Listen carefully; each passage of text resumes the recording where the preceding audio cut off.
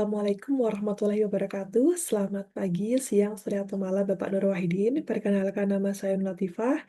Pada kesempatan kali ini, izinkan saya menyampaikan presentasi proposal penelitian saya yang berjudul Pengaruh Work from Home dan Flexible Working Time terhadap kinerja pegawai, studi kasus pada KPP Pratama Banteng. Nah, apa yang menjadi latar belakang permasalahan ini adalah sejak tahun 2018 sebenarnya DJP itu sudah melaksanakan fleksibilitas waktu bekerja.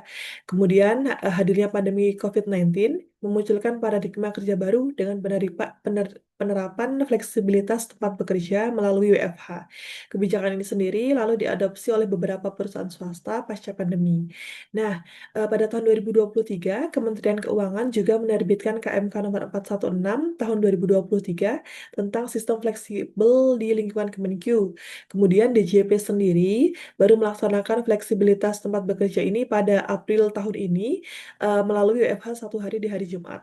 Maka dari itu, hal ini mendasari masalah yang ingin saya teliti, yakni apakah fleksibilitas, kerja ini itu meningkatkan, menurunkan, atau tidak mengubah kinerja pegawai.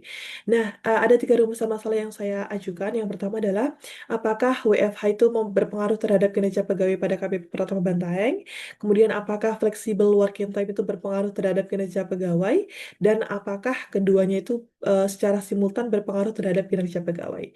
Nah, untuk tujuan penelitiannya, yang pertama adalah untuk menganalisis pengaruh tadi work from home terhadap kinerja pegawai di KPP Pratama Banteng, kemudian menganalisis juga tentang, pengaruh flexible working time terhadap kinerja pegawai, dan yang ketiga tentu menganalisis, pengaruh kedua variabel tadi secara simultan terhadap kinerja pegawai.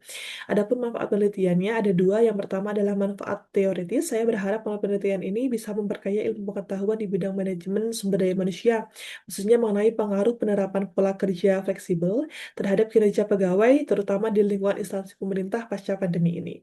Yang kedua ada manfaat praktis. Saya berharap bahwa bagi peneliti, bagi saya sendiri, ini bisa menjadi sarana penerapan ilmu yang diperoleh selama perkuliahan saya di mata kuliah ini di lingkungan kerja secara nyata.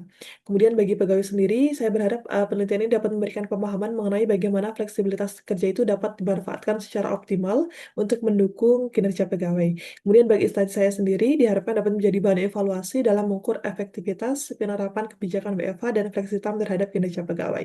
Nah, ada beberapa landasan teori yang saya gunakan. Yang pertama adalah tentu tentang flexible working arrangement ini, di mana FWA adalah sistem yang memberikan otonomi kepada pegawai untuk dapat dengan fleksibel itu mengatur pekerjaannya akan dilakukan di mana, yang diwakili oleh work from home tadi, dan kapan waktunya dimulainya, yang diwakili oleh flexible time working.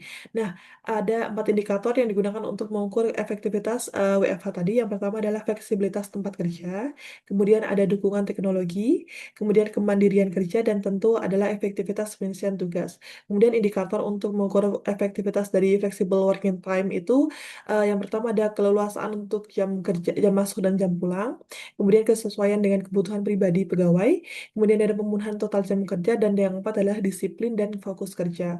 Kemudian landasan teori yang kedua tentu tentang kinerja pegawai, di mana kinerja pegawai adalah hasil kerja perseorangan dalam suatu organisasi, di mana ada 5 indikator yang dapat digunakan untuk menilai variabel ini, antara lain kualitas kerja, kuantitas kerja, ketepatan waktu, dan efektivitas terhadap pencapaian tujuan organisasi, serta kemandirian. Adapun penelitian terdahulu terkait permasalahan ini atau topik ini atau variabel ini adalah yang pertama ada penelitian dari Mandasari dan Asmanita yang menghasilkan temuan bahwa WFH itu berpengaruh positif, signifikan terhadap kepuasan kerja, disiplin, dan kinerja. Kemudian ada penelitian dari Maivanda dan Slamet yang menghasilkan temuan bahwa jam kerja fleksibel itu berpengaruh negatif signifikan terhadap kinerja karyawan. Kemudian ada penelitian dari Pramban dan Hutapea yang menghasilkan temuan bahwa fleksibilitas kerja itu dapat meningkatkan kinerja pegawai, sementara penelitian dari Falah dan teman-teman menghasilkan temuan bahwa flexible working arrangement tadi itu berkaitan positif dengan kinerja, tetapi tergantung dengan konteks organisasi dan juga dukungan teknologinya. Adanya research gap ini, membuat saya membuat kerangka konseptual, yakni, untuk mengetahui bahwa sebenarnya apakah antara work from home, sebagai variabel independen, atau variabel bebasnya dan juga flexible working time yang saya sebutkan work from home itu sebagai X1 dan flexible working time itu sebagai X2, itu apakah memberikan pengaruh atau tidak terhadap variabel dependen yang mana di sini adalah kinerja pegawai yang saya berikan kode Y. Apakah adanya hubungan secara parsial atau maupun simultan antara eh, variabel dependen dan independen ini. Maka dari itu, saya mengajukan tiga hipotesis, yaitu yang pertama adalah work from home itu berpengaruh terhadap positif dan signifikan terhadap kinerja pegawai. Hipotesis kedua adalah flexible working time itu berpengaruh positif dan signifikan terhadap kinerja pegawai. Dan hipotesis yang ketiga adalah kedua variabel tadi secara simultan berpengaruh positif dan signifikan terhadap kinerja pegawai. Adapun metodologi penelitian yang saya lakukan adalah menggunakan jenis penelitian kuantitatif dengan jenis penelitian asosiatif karena cocok untuk mencari hubungan sebab akibat dari dua variabel terhadap objek yang diteliti sehingga ada variabel dependen dan variabel independen tadi. Kemudian teknik pengumpulan datanya saya lakukan menggunakan survei dengan penyebaran kuesioner dengan skala Likert 5 poin.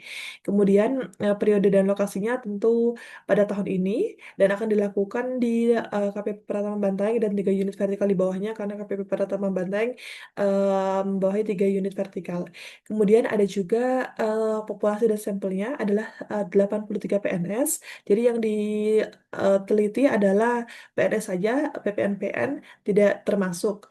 Kemudian yang ada di lingkungan KPP Pratama Bantaeng dan 3 unit vertikal di bawahnya dengan samplingnya jenuh karena jumlah populasinya itu relatif terbatas dan juga untuk memperoleh data yang lebih representatif.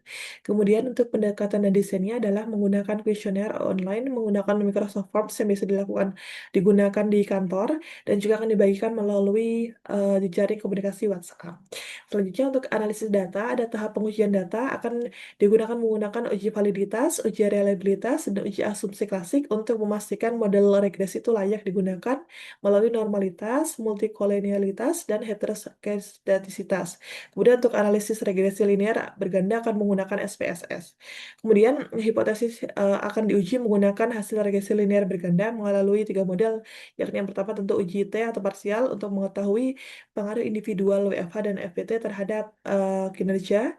Kemudian untuk uji F atau uji simultan untuk mengetahui pengaruh gabungan dari work from home dan flexible working time terhadap kinerja. Dan yang ketiga adalah uji koefisien determinasi untuk mengetahui kekuatan pengaruh kedua variabel terhadap kinerja. Adapun batasan penelitian, saya tentukan juga bahwa kebijakan WFH yang dimaksud itu adalah kebijakan penerapan kerja dari rumah 1 hari saja dalam seminggu sesuai SE Men 4 RB, sedangkan cakupan flexible working time-nya itu mengacu pada penerapan FWT di DJP, yakni yang batas waktunya diperluas hingga pukul 9 waktu setempat sekarang. Kemudian penelitian ini juga menghormati privasi responden dengan menggunakan data anonim, memastikan kerelaannya partisipan untuk mengisi kuesionernya, kemudian dan juga akan menjaga kerahasiaan data sesuai dengan regulasi perlindungan data yang berlaku di Kemenq. Nah, setelah tadi itu maka kerangka penelitian secara keseluruhannya adalah seperti ini bahwa dimulai dengan identifikasi masalah dan rumusan masalah, kemudian menentukan tujuannya, kemudian dilakukan studi literatur, kemudian adanya permohonan izin penyebaran kuesioner, kemudian adanya pengolahan data, analisis data, sehingga bisa ditarik kesimpulan dan saran sehingga penelitian menjadi selesai. Kemudian urgensi penelitian ini tentu satu adalah kebijakan itu baru diterapkan April tahun ini, maka belum adanya evaluasi mendalam terkait kebijakan ini, maka saya sangat bersemangat untuk melakukan penelitian ini dan mengetahui jawaban dari rumusan masalah yang sudah saya susun. Maka dari itu ada beberapa daftar pustaka juga yang saya masukkan dalam presentasi ini sebagai dasar saya dalam menyusun proposal penelitian tadi. Sekian dari saya mohon maaf apabila ada perkataan yang salah atau kurang berkenan. Terima kasih dan mohon sarannya Bapak. Terima kasih sebelumnya.